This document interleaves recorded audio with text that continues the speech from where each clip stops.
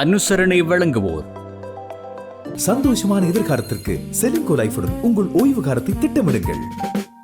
எவருக்கும் சளைக்காத எனது ஏர்டெல் வாழ்விற்கு சுபமான இணைப்பு.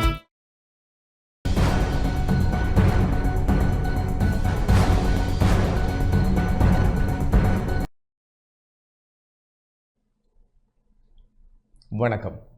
நீங்கள் இணைந்திருப்பது டான் தமிழொலியின் இரவு நேர பிரதான செய்திகளோடு. செய்தியுடன் இணைந்திருக்கும் நான் கேலிஸ் பீட்டர் சேவியர். முதலில் தலைப்புச் செய்திகள்.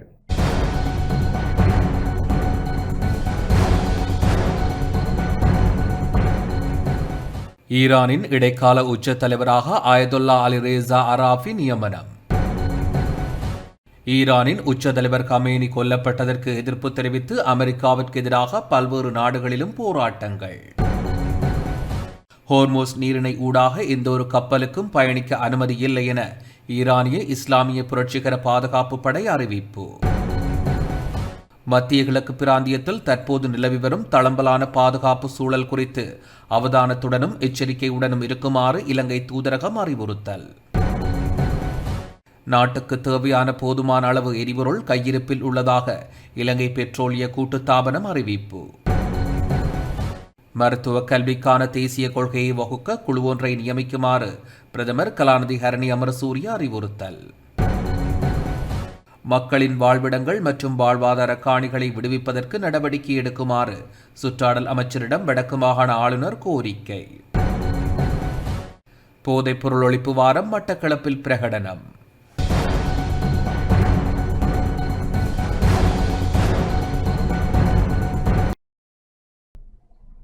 தொடர்வது முதன்மை செய்தி.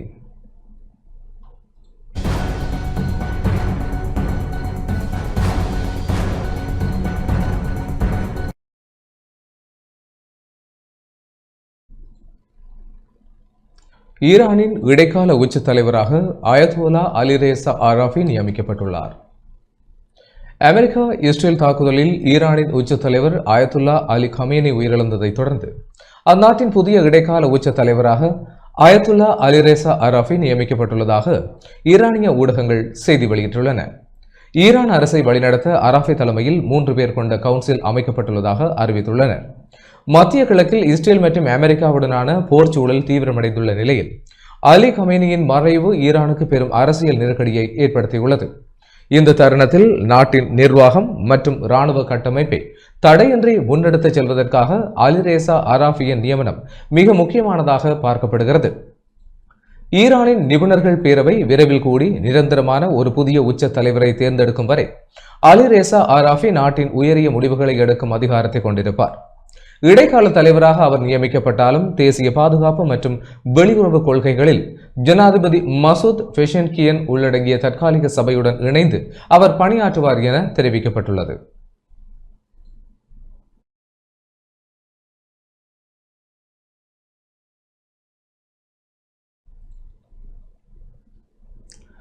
ஈரானின் உச்ச தலைவர் கமேனி கொல்லப்பட்டதற்கு எதிர்ப்பு தெரிவித்து அமெரிக்காவுக்கு எதிராக பல்வேறு நாடுகளிலும் போராட்டங்கள் வெடித்துள்ளன. பாகிஸ்தான் கராச்சியில் அமைந்துள்ள அமெரிக்க தூதரகம் கிளர்ச்சியாளர்களால் இன்று திடீரென முற்றுகையிடப்பட்டது. கையில் கிடைத்த பொருட்களை கொண்டு தூதரக கட்டிடத்தை கிளர்ச்சியாளர்கள் சேதப்படுத்தியதோடு தூதரகத்திற்குள் நுழைந்து ஆவணங்களுக்கும் தீ வைத்துள்ளனர். நிலைமை கட்டுக்கடங்காமல் போன நிலையில் பாகிஸ்தான் பாதுகாப்பு படையினர் போராட்டக்காரர்கள் மீது துப்பாக்கிச்சூடு நடத்தியுள்ளனர். துப்பாக்கிச்சூட்டில் 8 பேர் கொல்லப்பட்டதாக சர்வதேச ஊடகங்கள் செய்தி வெளியிட்டுள்ளன.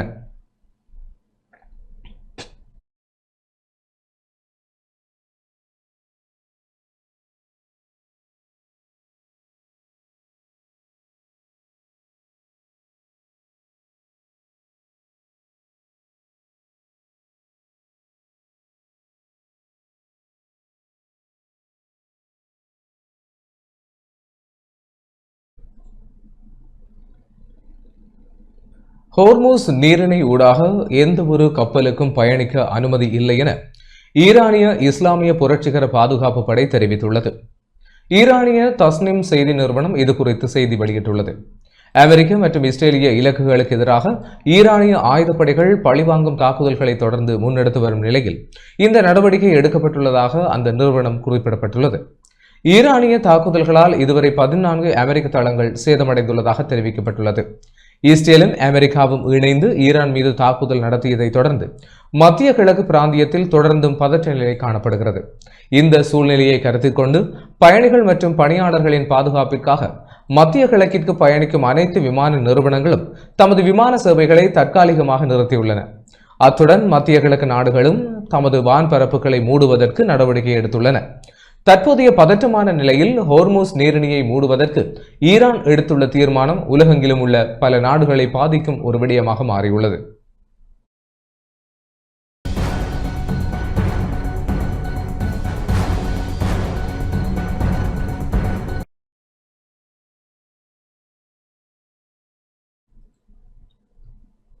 மத்திய கிழக்கு பிராந்தியத்தில் ஏற்பட்டுள்ள கடும் போர் பதட்டம் காரணமாக இலங்கை அரசு அவசரகால திட்டங்களை செயல்படுத்தியுள்ளது. அமெரிக்கா மற்றும் இஸ்ரேல் இணைந்து ஈரான் மீது நடத்தியுள்ள ஆபரேஷன் எபிக் ஃபியூரி இராணுவ தாக்குதலை தொடர்ந்து மத்திய கிழக்கு பிராந்தியத்தில் ஏற்பட்டுள்ள கடும் போர் பதட்டம் காரணமாக இலங்கை அரசு அவசரகால திட்டங்களை செயல்படுத்தியுள்ளது. அங்கு வசிக்கும் சுமார் 10 லட்சம் இலங்கையர்களின் பாதுகாப்பை உறுதிப்படுத்தும் வகையில் வெளிவிவகார அமைச்சு மற்றும் வெளிநாட்டு வேலைவாய்ப்பு பணியகம் ஆகியன 24 மணி நேர அவசர தொலைபேசி சேவைகளை ஆரம்பித்துள்ளன. ஈரானில் வசிக்கும் 30க்கும் குறைவான இலங்கையர்கள் தற்போது பாதுகாப்பாக இருப்பதாகவும் ஏனைய அரபு நாடுகளில் உள்ள இலங்கையர்கள் தேவையற்ற பயணங்களை தவிர்த்து தூதரகங்களுடன் தொடர்பில் இருக்குமாறும் அறிவுறுத்தப்பட்டனர். பாதுகாப்பு காரணங்களுக்காக கொழும்பிலிருந்து ரியாத், குவைத், துபாய் மற்றும் தோஹா உட்பட மத்திய கிழக்கு நாடுகளுக்கான அனைத்து விமான சேவைகளும் கால வரையறையின்றி ரத்து செய்யப்பட்டுள்ளன. அத்துடன் கட்டுநாயக்கா மற்றும் மத்தள விமான நிலையங்களுக்கு வரவிருந்த பல விமானங்கள் திசை திருப்பப்பட்டுள்ளதுடன் இஸ்ரேலின் பென் சூரியன் விமான நிலையமும் மூடப்பட்டுள்ளது. இதற்கிடையில் ஈரானிய ஏவுகணைகள் பஹ்ரைனில் உள்ள அமெரிக்க கடற்படையின் 5வது படைப்பிரிவு தலைமையகத்தை தாக்கியுள்ளதாக தகவல்கள் வெளியாகியுள்ளன. மத்திய கிழக்கில் ஏற்பட்டுள்ள இந்த மோதல் நிலைமையினால் சர்வதேச சந்தையில் எரிபொருள் விலையில் மாற்றம் ஏற்படக்கூடும் என்ற அச்சம் நிலவுகின்ற போதிலும் இலங்கையில் அடுத்த ஒரு மாதத்திற்கு தேவையான தட்டுப்பாடற்ற எரிபொருள் கையிருப்பு உள்ளதாக இலங்கை பெட்ரோலிய கூட்டுத்தாபனம் உறுதியளித்துள்ளது. தற்போதைய நிலையில் 37 நாட்களுக்கு தேவையான பெட்ரோல் மற்றும் 35 நாட்களுக்கு தேவையான டீசல் கையிருப்பில் உள்ளதாக பொதுமக்கள் அச்சமடைய தேவையில்லை என அறிவிக்கப்பட்டுள்ளது. பாதிக்கப்பட்ட பகுதிகளில் உள்ள இலங்கையர்களின் உறவினர்கள் விவரங்களை அறிய இலங்கை வெளிநாட்டு வேலைவாய்ப்பு பணியகத்தின் உத்தியோகபூர்வ வாட்ஸ்அப் இலக்கத்தை பயன்படுத்த முடியும்.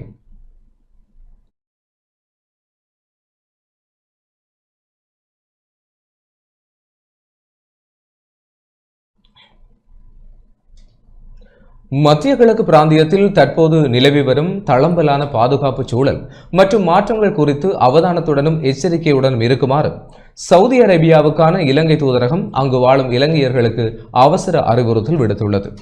இன்று விடுக்கப்பட்டுள்ள இந்த விசேட அறிவிப்பில் மத்திய கிழக்கின் தற்போதைய பாதுகாப்பு நிலைமைகள் தொடர்பில் உத்தியோகபூர்வமான மற்றும் நம்பகமான செய்தி மூலங்களை மட்டுமே பின்பற்றுமாறு தூதரகம் கோரியுள்ளது. சவுதி அரேபிய அதிகாரிகள் ரியாத்தில் உள்ள இலங்கை தூதரகம் மற்றும் ஜித்தாவில் உள்ள இலங்கை தூதரக காரியாலயம் ஆகியவற்றினால் வழங்கப்படுகின்ற வழிகாட்டலுக்கு அமைய செயல்படுமாறு அறிவுறுத்தப்பட்டுள்ளது. சமூக வலைதளங்கள் ஊடாக பரப்பப்படும் உண்மைக்கு புறம்பான தகவல்களை பரப்புவதை தவிர்க்குமாறும் பாதுகாப்பு எச்சரிக்கைகள் விடுக்கப்பட்டுள்ள பகுதிகளுக்கு பயணம் செய்வதை முற்றாக தடுக்குமாறும் கூறப்பட்டுள்ளது. அத்துடன் கடவுச்சீட்டு உள்ளிட்ட அனைத்து அடையாள ஆவணங்களையும் அவசர தேவைகளுக்காக தயாராக வைத்திருக்க வேண்டும் எனவும் வலியுறுத்தப்பட்டுள்ளது. சவுதி அரேபியாவில் உள்ள இலங்கையர்களின் பாதுகாப்பு மற்றும் நலன்புரி தேவைகளுக்காக தூதரகம் 24 மணி நேரமும் இயங்கக்கூடிய அவசர தொலைபேசி இலக்கங்களையும் அறிமுகப்படுத்தியுள்ளது. மத்திய கிழக்கில் நிலவும் போர் பதற்ற சூழலை கருத்தில் கொண்டு அங்குள்ள இலங்கையர்களின் பாதுகாப்பை உறுதிப்படுத்தும் நோக்கில் இந்த நடவடிக்கை எடுக்கப்பட்டுள்ளதாக தூதரகம் மேலும் தெரிவித்துள்ளது.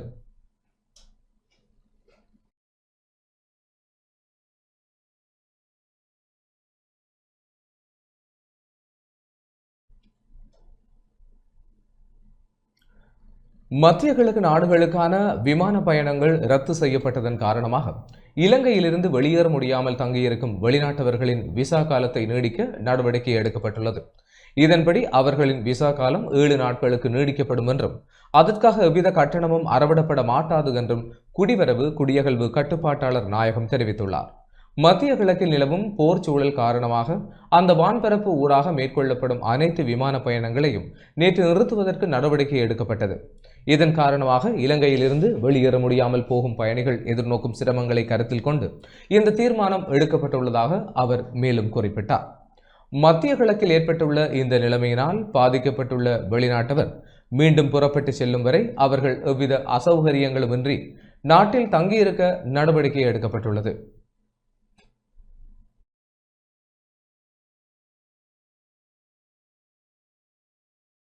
செய்திகள் தொடர்கின்றன. நாட்டுக்கு தேவையான போதுமான அளவு எரிபொருள் கையிருப்பில் உள்ளதாக இலங்கை பெட்ரோலிய கூட்டுத்தாபனத்தின் தலைவர் தெரிவித்துள்ளார். தற்போது நாட்டுக்கு தேவையான போதுமான அளவு எரிபொருள் கையிருப்பில் உள்ளது. எனவே பொதுமக்கள் எவ்வித அச்சமும் கொள்ள தேவையில்லை என இலங்கை பெட்ரோலிய கூட்டுத்தாபனத்தின் தலைவர் டிஜே ராஜகர்ண தெரிவித்துள்ளார். இன்று நடைபெற்ற ஊடகவியலாளர் சந்திப்பில் அவர் இதனை தெரிவித்தார். ஏப்ரல் மற்றும் மே மாதங்கள் வரை முன்பதிவு செய்யப்பட்டுள்ள எரிபொருள் கையிருப்புகள் கிடைப்பதில் எவ்வித தாமதமும் ஏற்படாது எனவும் மத்திய கிழக்கில் ஏற்பட்டுள்ள மோதல் நிலைமை இந்நாட்டின் எரிபொருள் விநியோகத்திற்கு தடையாக அமையாது என்றும் அவர் குறிப்பிட்டுள்ளார்.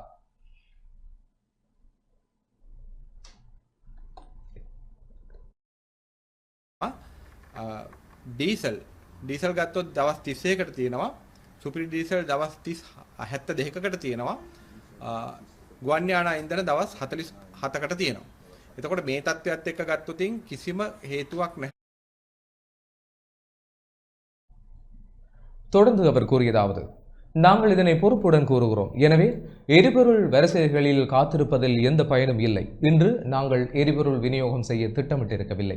எனினும் பொதுமக்கள் அதிக அளவில் எரிபொருளை கொள்வனவு செய்வதால் விநியோக பணிகளில் ஈடுபடும் அனைத்து ஊழியர்களையும் நாம் பணிக்கு அழைத்துள்ளோம். தற்போது எரிபொருள் விநியோகம் ஆரம்பிக்கப்பட்டுள்ளது. அதேபோன்று நாளை பௌர்ணமி தினமாக இருந்தாலும் எரிபொருள் விநியோகம் தொடர்ந்து நடைபெறும். அனைத்து எரிபொருள் நிலையங்களுக்கும் கலன்களுக்கும் எரிபொருள் வழங்க வேண்டாம் என்று அறிவுறுத்தியுள்ளோம்.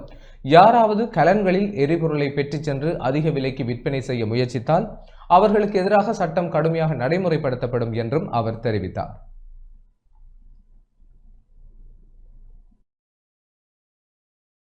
කිසිම කලබලයක් ඇති කරගන්න කිසිම හේතුවක් නැහැ. අපිට ප්‍රමාණවත් සංචිත මාසයකට වැඩි ප්‍රමාණයකට තියෙනවා. අපි පෙට්‍රල් ගත්තොතින් අපිට දැන් අතේ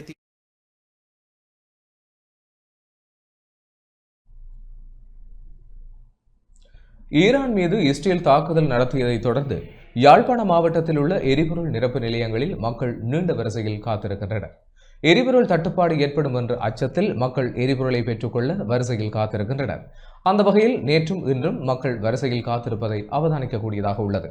எனினும் யாழ்ப்பாண மாவட்டத்திற்கு தேவையான பெட்ரோல் கையிருப்பில் உள்ளதாகவும் மக்கள் செயற்கை தட்டுப்பாட்டை தவிர்க்க வேண்டும் எனவும் யாழ்ப்பாண மாவட்ட அரசாங்க அதிபர் மானா பிரதீபன் தெரிவித்துள்ளார். காங்கேசன்துறையில் உள்ள பெட்ரோல் களஞ்சியமானது வழமை போல ஞாயிற்றுக்கிழமை மூடப்படுவதால் சகல எரிபொருள் நிலையங்களுக்கும் நாளை பெட்ரோல் விநியோகிக்கப்படும் என தெரிவித்தார்.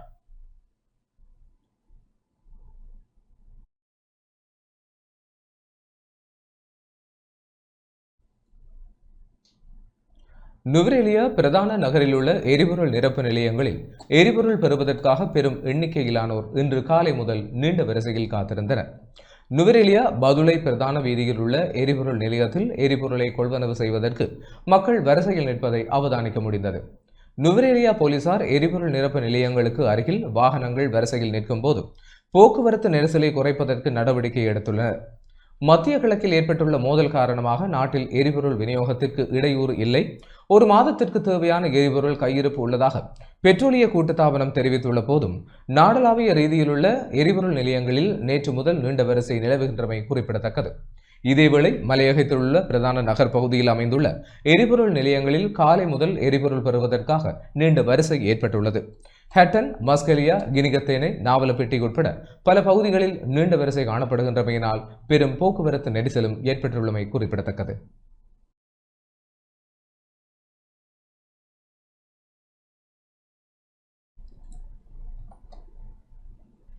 மருத்துவ கல்விக்கான தேசிய கொள்கையை வகுக்க குழு ஒன்றை நியமிக்குமாறு பிரதமர் கலாநிதி ஹரணி அமரசூரிய தெரிவித்துள்ளார்.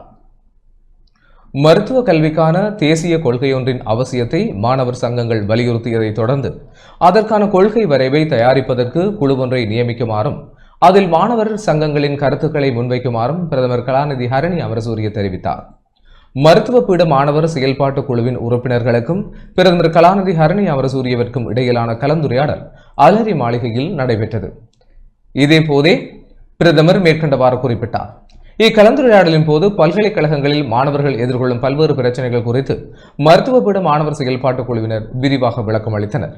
பல்கலைக்கழக மாணவர்களின் சுதந்திரத்தை எந்த வகையிலும் மட்டுப்படுத்த போவதில்லை எனவும் இதுகுறித்து எதிர்வரும் நாட்களில் பல்கலைக்கழக துணைவேந்தர்களுடன் கலந்துரையாட உள்ளதாகவும் பிரதமர் இதன்போது தெரிவித்தார். மருத்துவ பட்டம் பெற்றவர்களுக்கான உள்ளக பயிற்சியை வழங்குவதில் ஏற்பட்டுள்ள தாமதத்திற்கு தங்குமிட பிரச்சனைகளே பிரதான காரணம் எனவும் இதற்கு தீர்வு காண சுகாதார அமைச்சு நடவடிக்கை எடுத்து வருவதாகவும் உள்ளக பயிற்சியை மேலும் விரிவுபடுத்துவதற்காக மேலதிகமாக 5 வைத்தியசாலைகளுக்கு அங்கீகாரம் கோரப்பட்டுள்ளதாகவும் சுகாதார அமைச்சின் அதிகாரிகள் இதன்போது தெரிவித்தனர். வயம்ப, குருநாகல், குளியாப்பிட்டிய, சப்ரகமுவ மற்றும் மொரட்டுவ உள்ளிட்ட பல்கலைக்கழக மருத்துவ பீட மாணவர்களின் தங்குமிட பிரச்சனைகளை தீர்ப்பதற்காக புதிய விடுதிகளை அமைப்பதற்கு ஏற்கனவே நிதி ஒதுக்கீடு செய்யப்பட்டுள்ளது. காணிகளை பொறுப்பேற்கும் நடவடிக்கைகள் பூர்த்தியடைந்த மறுகணமே கட்டுமான பணிகள் ஆரம்பிக்கப்படும் என கல்வி, உயர்கல்வி மற்றும் தொழிற்கல்வி அமைச்சின் அதிகாரிகள் வலியுறுத்தினர். அத்தோடு குருநகல் மற்றும் குளியாப்பிட்டியா ஆகிய பீடங்களில் பயிற்சியில் ஈடுபடும் மருத்துவ மாணவர்களின் போக்குவரத்து பிரச்சனையை தீர்ப்பதற்காக இலங்கை போக்குவரத்து சபையுடன் கலந்துரையாடி உரிய நடவடிக்கை எடுப்பது குறித்தும் இதன்போது கவனம் செலுத்தப்பட்டது. மருத்துவ பீடங்களின் வசதிகளை மேம்படுத்துவது குறித்தும் கவனம் செலுத்தப்பட்டிருப்பதாகவும் பயிற்சிக்கு பின்னரான நியமனங்களை நிறுத்துவதற்கு எவ்வித தீர்மானமும் எடுக்கவில்லை என்பதும் இதன்போது உறுதிப்படுத்தப்பட்டது.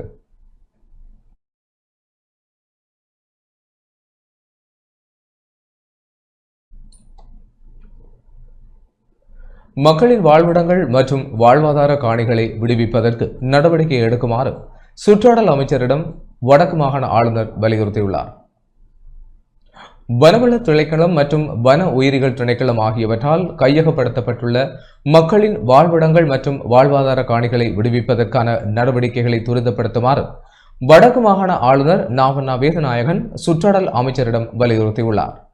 தேசிய சுற்றாடல் சட்டவரைவு திருத்தம் தொடர்பான அறிவூட்டல் மற்றும் கருத்துக்கள் கலந்துரையாடல் சுற்றாடல் அமைச்சர் கலாநிதி தம்மிக்க பதப்பேந்தி பிரசன்னத்துடன் யாழ்ப்பாண மாவட்ட செயலகத்தில் இன்று நடைபெற்றது.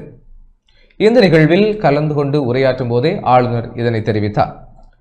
ஜனாதிபதி அனுரகுமார திசாநாயக்க தலைமையிலான அரசாங்கம் பதவியேற்றதன் பின்னர் வடக்கு மாகாணத்தை நோக்கி பல முதலீட்டாளர்கள் வருகை தருகின்றனர். ஆனால் அவர்கள் தமக்கான முதலீட்டு அனுமதிகளை பெற்றுக்கொள்வதில் இன்றும் பல அதிகாரத்துவ சவால்களை எதிர்கொள்கின்றனர். அனுமதிகளை பெற்றுக் கொடுக்கும் செயல்முறையை நாம் விரைவுபடுத்தாவிட்டால் முதலீட்டாளர்கள் விரக்தியடைந்து திருப்பிச் செல்லும் நிலையே ஏற்படும்.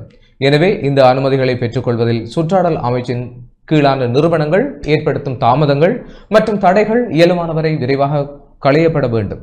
சுற்றாடல் அமைச்சின் கீழான வனவள திணைக்களம் மற்றும் வன உயிரிகள் திணைக்களம் என்பன வடக்கு மாகாணத்தில் மக்களின் இயல்பு வாழ்க்கைக்கு பெரும் இடையூறுகளை ஏற்படுத்தி வருகின்றன. போர் காரணமாக மக்கள் இடம்பெயர்ந்திருந்த காலகட்டத்தில் அவர்கள் மீள திரும்புவதற்கு முன்னதாகவே எவ்வித களநிலை ஆய்வுகளோ அல்லது மக்கள் கலந்துரையாடல்களோ இன்றி வர்த்தமானி அறிவித்தல்கள் மூலம் மக்களின் காணிகள் இத்திணைக்களங்களால் சுவீகரிக்கப்பட்டன. இதனால் வடக்கு மற்றும் கிழக்கு மாகாண மக்கள் கடுமையான பாதிப்புகளை எதிர்கொண்டுள்ளனர். இதற்கு தீர்வு காணும் நோக்கில் தற்போதைய அரசாங்கம் ஆக்கப்பூர்வமான நடவடிக்கைகளை எடுத்து வருகிறது. அந்த செயல்முறைகளை மேலும் துரிதப்படுத்தி மக்களின் வாழ்விடங்களையும் வாழ்வாதார நிலையங்களையும் உடனடியாக விடுவிக்க வேண்டும் என தெரிவித்தார். இதேவேளை வடக்கு மாகாணத்தின் யாழ்ப்பாண மாவட்டத்தில் திண்ம கழிவகற்றல் என்பது தற்போது பெரும் சவாலாக மாறியுள்ளது. அதற்கான நிரந்தர தீர்வை காண்பதற்கு எடுக்கப்படும் நடவடிக்கைகளுக்கும் சுற்றாடல் அமைச்சின் கீழான நிறுவனங்கள் முழுமையான ஒத்துழைப்பை வழங்க வேண்டும் எனவும் ஆளுநர் கேட்டுக்கொண்டார்.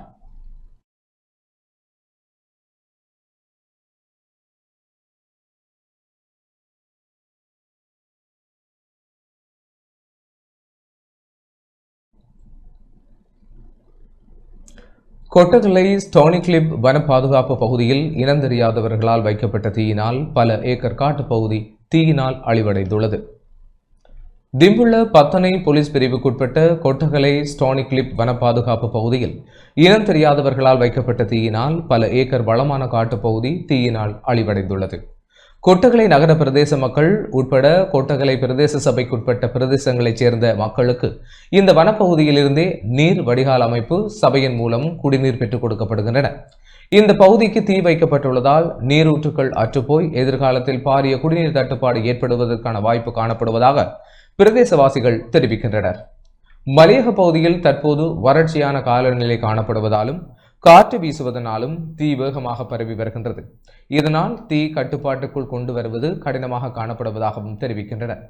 குறித்த தீ காரணமாக எமது நாட்டுக்கே உரித்தான அரிய வகை தாவரங்கள், மூலிகை செடிகள், சிறிய வகை உயிரினங்கள் அழிந்து போயிருக்கலாம் என அச்சம் தெரிவிக்கப்படுகிறது.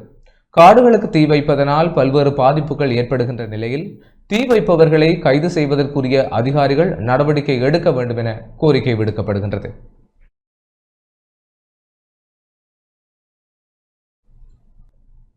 செய்திகள் தொடர்கின்றன.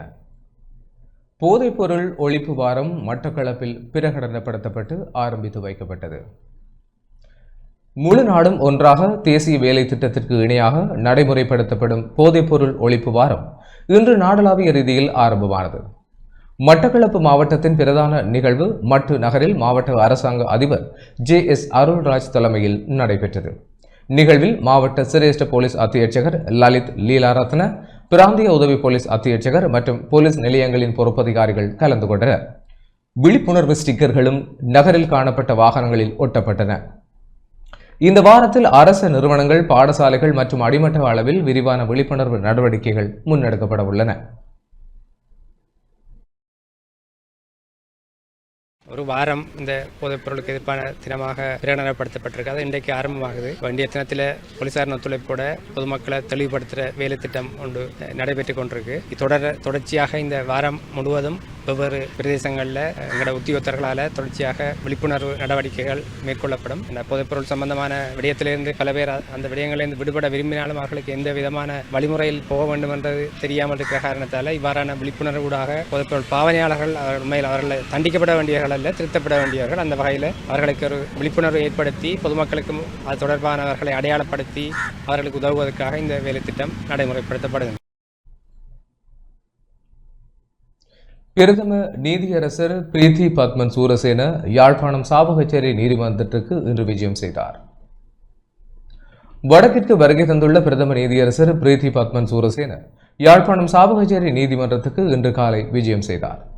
அவரோடு வவுனியா மேல் நீதிமன்ற நீதிபதி ஆனந்தராசா, கல்முனை மேல் நீதிமன்ற நீதிபதி அந்தோனி பிள்ளை யூர்சன் ஆகியோரும் வருகை தந்திருந்தனர். பிரதம நீதியரசர் அடங்கிய குழுவினரை சாவகச்சேரி நீதிமன்ற நீதிபதிகள், பதிவாளர்கள், உத்தியோகத்தர்கள் சம்பிரதாயபூர்வமாக வரவேற்றனர். அதனைத் தொடர்ந்து சாவகச்சேரி நீதிமன்ற உத்தியோகத்தர்களுடன் பிரதம நீதியரசர் கலந்துரையாடலில் ஈடுபட்டதோடு அலுவலக செயல்பாடுகளையும் பார்வையிட்டார்.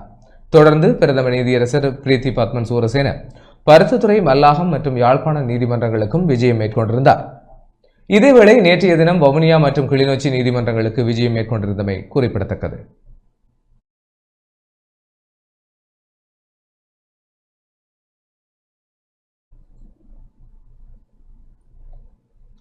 சிவனொளி பாதமலைக்கு அதிகளவான யாத்ரீகர்கள் வருகை தந்துள்ளதாக நல்ல தண்ணி போலீசார் தெரிவித்துள்ளனர். வார இறுதியுடன் இணைந்ததான விடுமுறை என்பதால் நல்ல தண்ணி வழியாக ஸ்ரீபாத யாத்திரைக்காக உள்நாடு, வெளிநாடு யாத்ரீகர்கள் அநேகமானோர் வருகை தந்துள்ளதாக நல்ல தண்ணி போலீசார் தெரிவித்துள்ளனர். இவரிடம் ஸ்ரீபாத யாத்திரை காலம் ஆரம்பித்ததில் இருந்து அதிகளவான பாத யாத்திரிகள் வருகை தந்துள்ள வார இறுதி இதுவாகும். யாத்ரீகர்களை ஏற்றி வந்த பேருந்துகள் உட்பட நூற்றுக்கணக்கான வாகனங்களால் நல்ல தண்ணி நகரில் உள்ள சகல வாகன தரிப்பிடங்கள் நிரம்பியிருந்தது. அத்துடன் நல்ல தண்ணி மஸ்கலியா பிரதான வீதியில் ரிகாட்டான் வரை சுமார் 6 கிலோமீட்டர் இருபுறங்களிலும் வாகனங்கள் நிறுத்தி வைக்கப்பட்டிருந்தது. யாத்ரீகர்களின் எண்ணிக்கை அதிகமாக இருந்தமையினால் வாகன நெரிசல் ஏற்பட்டதாகவும் பயணிகளின் நலன் கருதி அதனை அவ்வப்போது சீர் செய்து கொடுத்ததாகவும் போலீசார் தெரிவித்தனர்.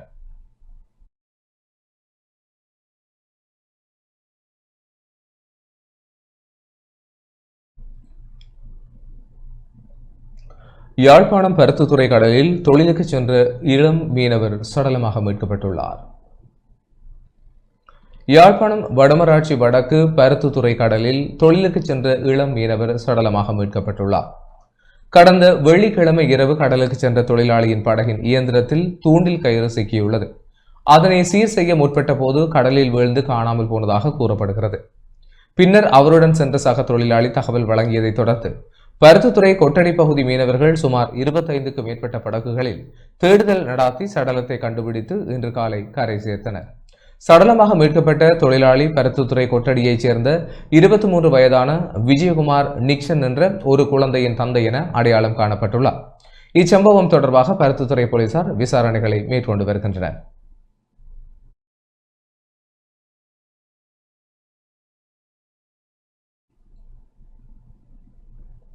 மட்டக்களப்பு காத்தான்குடி போலீஸ் பிரிவில் உள்ள புதிய காத்தான்குடி ALS மாவட்டத்தில் 72 வயதுடைய முதியவர் ஒருவரின் சடலம் கிணற்றில் இருந்து மீட்கப்பட்டுள்ளது.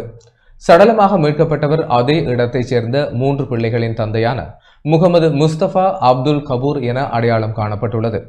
சுகையினமுற்றிருந்த இவரை காணவில்லை என உறவினர்கள் தேடிய நிலையில் கிணற்றில் வீழ்ந்து கிடப்பதை அவதானித்துள்ளனர்.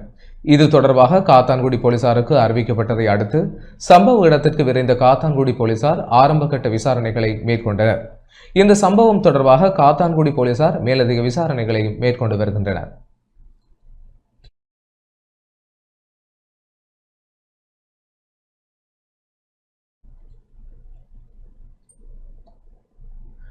ஒற்றையாட்சி அமைப்பை நிராகரிக்க வேண்டியது அவசியம் என மன்னார் மாவட்டத்தில் அரசியல் மற்றும் சிவில் அமைப்புகள் தீர்மானித்துள்ளன. ஒற்றையாட்சி அரசியல் அமைப்பின் ஆபத்துகள் குறித்து விளக்கப்பட்ட நிலையில் குறித்த வரைவை நிராகரிக்க வேண்டியது அவசியம் என மன்னார் மாவட்டத்தில் அரசியல் மற்றும் சிவில் அமைப்புகள் தீர்மானித்துள்ளன. மன்னார் மாவட்டத்தில் அரசியல் மற்றும் சிவில் அமைப்புகளுக்கு இடையிலான முக்கிய கலந்துரையாடல் நேற்றைய தினம் மன்னார் நகரசபை மண்டபத்தில் நடைபெற்றது. இக்கூட்டத்தில் தமிழ் தேசிய பேரவைத் தலைவர் மற்றும் பாராளுமன்ற உறுப்பினர் கஜேந்திரகுமார் பொன்னம்பலம் கலந்து கொண்டு கருத்துக்களை முன்வைத்தார். இந்த சந்திப்பில் மன்னார் மாவட்ட பிரஜைகள் குழு தலைவர் அருட்தந்தை மார்க்கஸ் அடிகளார் உள்ளிட்ட பல சிவில் சமூக தலைவர்கள் கலந்து கொண்டிருந்தனர். கலந்துரையாடலின் போது ஏக்கிய அரசியல் அமைப்பை நிராகரிக்கும் நிலைப்பாடு மற்றும் சமஷ்டி அரசியல் அமைப்பை வலியுறுத்தும் தேவைகளை குறித்து விரிவான விளக்கங்கள் வழங்கப்பட்டன. குறிப்பாக இன பிரச்சினைக்கு தீர்வு என்ற அடிப்படையில் தற்போதைய அனுரகுமார திசநாயக தலைமையிலான அரசாங்கம் கொண்டுவர திட்டமிட்டுள்ள புதிய அரசியல் யாப்பு வரைவு 2015 மற்றும் 2019 காலப்பகுதியில் தயாரிக்கப்பட்ட வரைவை அடிப்படையாக கொண்டதாகவும் அது ஒற்றையாட்சி அமைப்பை பிரதிபலிப்பதாகவும் சுட்டிக்காட்டப்பட்டது. அத்துடன் அந்த ஒற்றையாட்சி அரசியல் அமைப்பின் ஆபத்துக்கள் குறித்து விளக்கப்பட்ட நிலையில் குறித்த வரைவை நிராகரிக்க வேண்டியதன் அவசியத்தை கலந்து கொண்டவர்கள் அனைவரும் ஒருமித்த கருத்துடன் ஏற்றுக்கொண்டனர். இதற்கு பதிலாக தமிழர்களின் அரசியல் தீர்வாக தமிழ் மக்களின் தேச அங்கீகாரம், இறைமை மற்றும் சுய நிர்ணய உரிமை ஆகிய அடிப்படைகளில் அமைந்த சமஷ்டி அரசியல் தீர்வை முன்வைக்க வேண்டியதன் அவசியம் வலியுறுத்தப்பட்டது. இதனை முன்னெடுக்க சிவில் அமைப்புகளும் அரசியல் தரப்புகளும் ஒன்றிணைந்து செயல்பட்டு பொதுவான ஒருமித்த நிலைப்பாட்டை உருவாக்க வேண்டிய தேவை சுட்டிக்காட்டப்பட்டது. மேலும் கடந்த 15ஆம் தேதி யாழ்ப்பாணம் நல்லூர் சட்டநாதர் கோயில் வீதியில் அமைந்துள்ள இளம் கலைஞர் மண்டபத்தில் நடைபெற்ற கலந்துரையாடலில் எடுக்கப்பட்ட தீர்மானங்கள் பற்றியும் இக்கூட்டத்தில் தெளிவுபடுத்தப்பட்டது. அந்த தீர்மானங்களின் அடிப்படையில் திம்பு கோட்பாடுகளை மையமாக கொண்டு அரசியல் அமைப்பு யோசனை தயாரிக்கப்பட வேண்டும் என்பதில் இணக்கம் எட்டப்பட்டது. மேலும் கலந்து கொண்ட அனைவரும் ஒரு பொதுச்சபையாக இணைந்து செயல்பட ஒப்புக்கொண்டதாகவும் தெரிவிக்கப்பட்டது. மன்னாரில் நடைபெற்ற இக்கூட்டத்தில் கலந்து கொண்டவர்களும் குறித்த பொதுச்சபையில் இணைந்து செயல்பட வேண்டும் என கோரிக்கை முன்வைக்கப்பட்டது. இதனை அவர்கள் ஏற்றுக்கொண்டதுடன் ஒற்றையாட்சி அமைப்பை நிராகரித்து சமஷ்டி அரசியல் தீர்வை முன்வைப்பதற்கும் அந்த கருத்துக்களை மக்கள் மத்தியில் கொண்டு சென்று விளக்குவதற்கும் இணக்கம் தெரிவித்துள்ளனர்.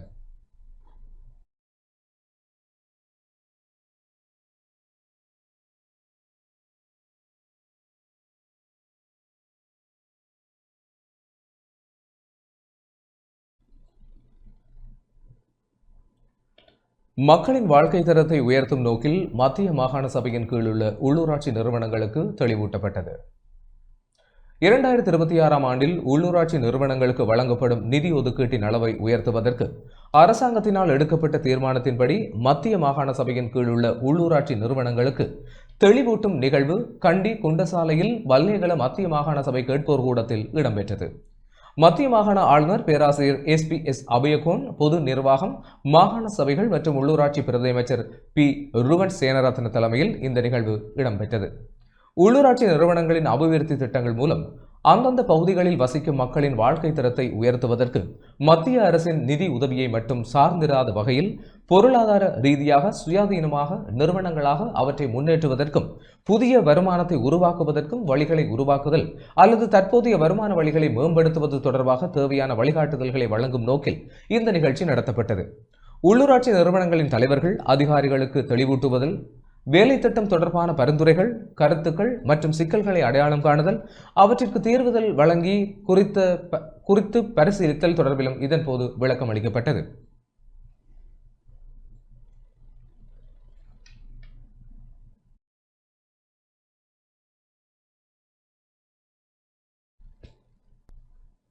செய்திகள் தொடர்கின்றன. யாழ் எஸ்டிஎஸ் மருத்துவமனையில் இலவச கண்புரை சிகிச்சை மேற்கொள்ளப்பட்டது. யாழ்ப்பாணம் எஸ்டிஎஸ் மருத்துவமனையில் இலவச கண்புரை சிகிச்சை இன்று மேற்கொள்ளப்பட்டது.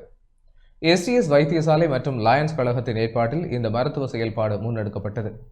இன்றைய தினம் 41 பேருக்கு இலவச சத்திர சிகிச்சை மேற்கொள்ளப்பட்டதுடன் இதுவரை 350 பேருக்கும் அதிகமானோருக்கு குறித்த வைத்தியசாலையால் இலவச கண்புரை சத்திர சிகிச்சை மேற்கொள்ளப்பட்டுள்ளது. வைத்திய நிபுணர் சந்திரகுமார் தலைமையில் இந்த செயல்பாடு முன்னெடுக்கப்பட்டு வருகின்றமை குறிப்பிடத்தக்கது. இந்த நிகழ்வில் வைத்தியசாலை சமூகத்தினர், லயன்ஸ் கழக உறுப்பினர்கள் பலர் கலந்து கொண்டனர்.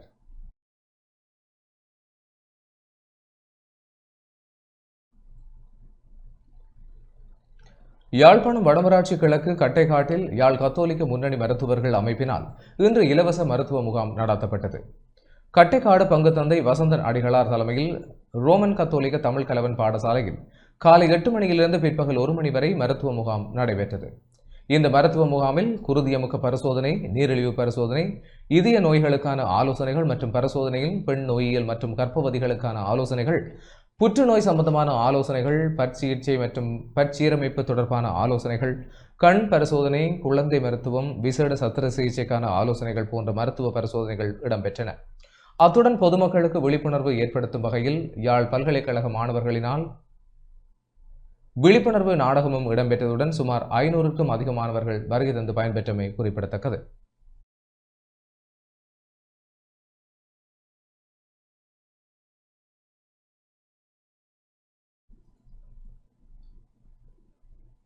யாழில் குற்றச் செயல்களுடன் தொடர்புடையதான சந்தேகத்தில் 2 பெண்கள் உள்ளிட்ட 13 பேர் கைது செய்யப்பட்டுள்ளனர். யாழ்ப்பாணம் போலீஸ் பிரிவுக்குட்பட்ட பகுதிகளில் குற்றச் செயல்களுடன் தொடர்புடையதான சந்தேகத்தில் 2 பெண்கள் உள்ளிட்ட 13 பேர் யாழ்ப்பாணம் தலைமை போலீசாரால் நேற்று கைது செய்யப்பட்டுள்ளனர். போதைப் பொருளை உடைமையில் வைத்திருந்தமை மற்றும் திருட்டு சம்பவங்களுடன் தொடர்புடையோரே இவ்வாறு கைது செய்யப்பட்டுள்ளனர். யாழ் நகரில் மருந்தகம் ஒன்றை உடைத்து 2 லட்சம் ரூபாய் பணம் மற்றும் கையடக்க தொலைபேசியை திருடிய ஒருவர், நெடுங்குளம் பகுதியில் வீடு உடைத்து 4.5 லட்சம் ரூபாய் பணத்தை திருடிய 2 மற்றும் போதைப் பொருட்களை உடைமையில் வைத்திருந்த 11 பேரே இவ்வாறு கைது செய்யப்பட்டுள்ளனர். மேலதிக விசாரணைகளுக்கு பின்னர் சந்தேக நபர்களை யாழ்ப்பாணம் நீதிவான் நீதிமன்றத்தில் முற்படுத்த போலீசார் நடவடிக்கை எடுத்துள்ளனர்.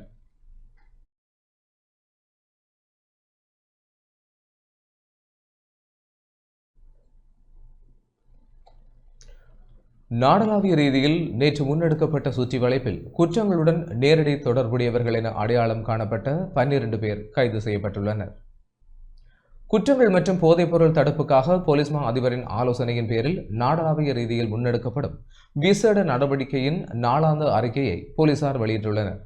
நாடளாவிய ரீதியில் குற்றங்களுடன் தொடர்புடைய சந்தேக நபர்களை கைது செய்வதற்காக போலீஸ் பிரிவுகள் மட்டத்தில் அனைத்து பிரதேச போலீஸ் நிலையங்களையும் உள்ளடக்கும் வகையில் இந்த விசேட நடவடிக்கைகளை போலீசார் மேற்கொண்டிருந்தனர். அதற்கமைய நேற்று போலீசாரால் 29,741 பேர் சோதனையிடப்பட்டதுடன் இதன்போது சந்தேகத்தின் பேரில் 626 பேர் கைது செய்யப்பட்டுள்ளனர். அத்துடன் இந்த நடவடிக்கையின் போது குற்றங்களுடன் நேரடியாக தொடர்புடையவர்களாக அடையாளம் காணப்பட்ட 12 பேரும், பிடியாணை பிறப்பிக்கப்பட்ட 292 பேரும், திறந்த பிடியாணை கொண்ட 147 பேரும் போலீசாரால் கைது செய்யப்பட்டுள்ளனர். மேலும் மதுபோதையில் வாகனம் செலுத்திய 264 பேரும், கவனயீனமாக வாகனம் செலுத்திய குற்றச்சாட்டில் 68 பேரும் கைது செய்யப்பட்டுள்ளதுடன் வேறு போக்குவரத்து விதிமீறல்கள் தொடர்பில் 4570 பேரும் இதன்போது போலீசாரால் கைது செய்யப்பட்டுள்ளனர்.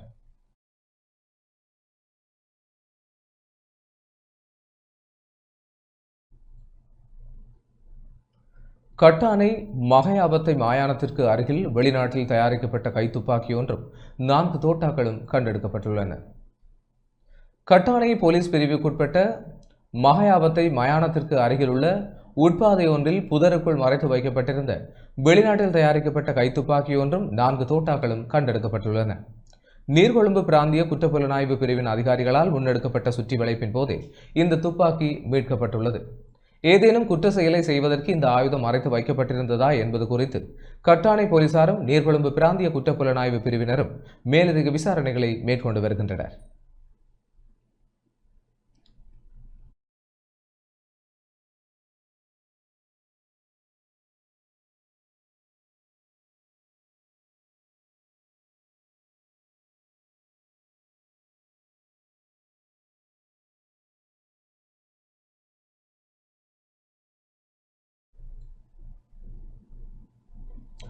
தித்வா சூறாவளி ஏற்படுத்திய பேரழிவின் பின்னணியில் நாடு முழுவதும் உத்தியோகபூர்வ பாதுகாப்பு மையங்களில் 3146 பேர் தற்போது தங்கியுள்ளனர். தித்வா சூறாவளி ஏற்படுத்திய பேரழிவின் பின்னணியில் நாடு முழுவதும் 32 உத்தியோகபூர்வ பாதுகாப்பு மையங்களில் 1075 குடும்பங்களைச் சேர்ந்த 3146 பேர் தற்போது தங்கியுள்ளனர். எனினும் இடம்பெயர்ந்தவர்களில் சுமார் 1,50,000 பேர் உறவினர்கள் மற்றும் நண்பர்களின் வீடுகளில் தங்கியுள்ளதாக அனர்த்த மேலாண்மை மத்திய நிலையம் தெரிவித்துள்ளது. குறிப்பாக கேகாலை மாவட்டத்தில் மட்டும் 36,000க்கும் அதிகமானோர் இவ்வாறு தற்காலிக இடங்களில் வசித்து வருகின்றனர். இச்சூறாவளியினால் 5,933 வீடுகள் முழுமையாகவும் 1,15,000க்கும் மேற்பட்ட வீடுகள் பகுதியளவிலும் சேதமடைந்துள்ளன. இதற்கான இழப்பீடுகளை வழங்க 12,788 மில்லியன் ரூபாய் நிதி ஒதுக்கப்பட்ட போதிலும் இதுவரை 357 மில்லியன் ரூபாய் மாத்திரமே பகிர்ந்தளிக்கப்பட்டுள்ளமை பாரிய இடைவெளியை வெளிப்படுத்தியுள்ளது. அத்துடன் நிலச்சரிவு அபாயமுள்ள பகுதிகளில் வசிப்போரை மீள்குடியேற்ற காணி அடையாளப்படுத்தப்பட்டு வருவதாகவும் பதுளை தவிர்ந்த ஏனைய மாவட்டங்களில் 90% பணிகள் நிறைவடைந்துள்ளதாகவும் காணி ஆணையாளர் நாயகம் தெரிவித்துள்ளார். உயிரிழப்புகளை பொறுத்தமட்டில் 680 பேர் உயிரிழந்துள்ளதுடன் 154 பேர் காணாமல் போயுள்ளனர். இதில் அதிகபட்சமாக கண்டி மாவட்டத்தில் 254 உயிரிழப்புகள் பதிவாகியுள்ளன. மரணங்களுக்கான இழப்பீடுகள் வழங்கப்பட்டு வரும் நிலையில் 345 குடும்பங்கள் இன்னும் முழுமையான கொடுப்பனவுகளை எதிர்பார்க்கின்றன. மேலும் வீடுகளை துப்புரவு செய்வதற்கான கொடுப்பனவு 98% நிறைவடைந்துள்ள போதிலும் வாழ்வாதார உதவிகள் மற்றும் கல்வி உதவித்தொகை வழங்குவதில் மந்தகதி காணப்படுகிறது. இதேவேளை பதுளை மாவட்டத்தில் உள்ள பாதுகாப்பு மையங்களில் மக்கள் நெரிசல் மற்றும் போதிய சுகாதார வசதியின்மை குறித்து சர்வதேச அமைப்புகள் கவலை தெரிவித்துள்ளன. அங்கு சராசரியாக 23 பேருக்கு ஒரு கழிப்பறை என்ற நிலையே காணப்படுவதுடன் கர்ப்பிணி தாய்மார்கள் மற்றும் பாலூட்டும் தாய்மார்களின் நலன் குறித்து அவதானம் தேவைப்படுவதாகவும் சுட்டிக்காட்டப்பட்டுள்ளது.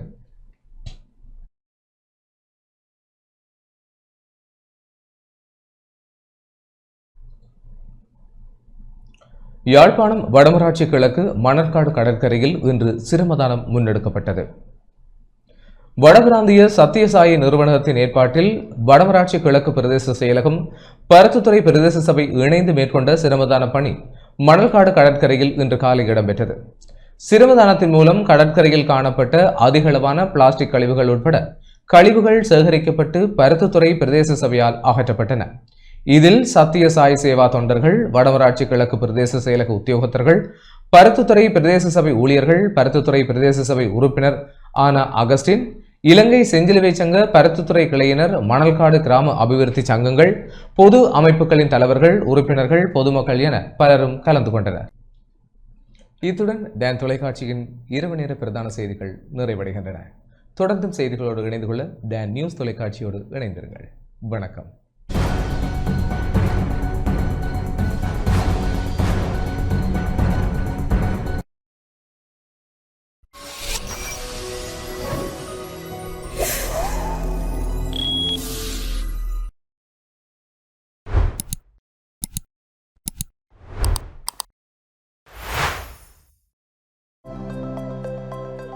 அனுசரணை வழங்கியோர். சந்தோஷமான எதிர்காலத்திற்கு செலின்கோ லைஃபுடன் உங்கள் ஓய்வு காலத்தை திட்டமிடுங்கள். எவருக்கும் சளைக்காத எனது ஏர்டெல் வாழ்விற்கு சுபமான இணைப்பு.